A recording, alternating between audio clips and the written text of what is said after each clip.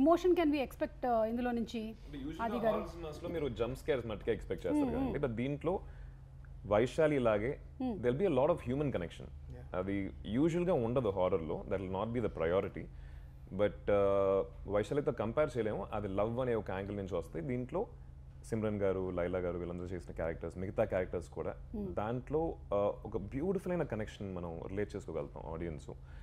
So that is one thing. And ఇంకా కొన్ని విషయాలు ఉన్నాయండి విచ్ రిలీజ్ తర్వాత మీరు చూడాలి. We can't reveal much about it. Vaishali కూడా థ్రిల్లరు, ఇది కూడా హారర్ థ్రిల్లరు.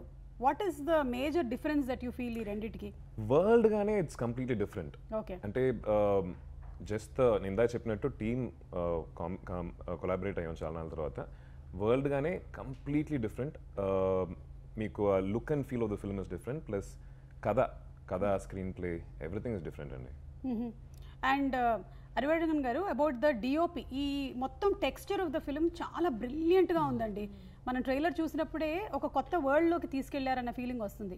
సో వారి గురించి ఏమైనా చెప్తారా? The DOP. So yeah, Padmanabham. Actually he assisted in Eram for Manoj Paramhamsa. Okay. Later he did one movie Magamuni also, with Arya starring casting, that Santakumar movie. Okay. That for Tamil only music. He did very well. Okay.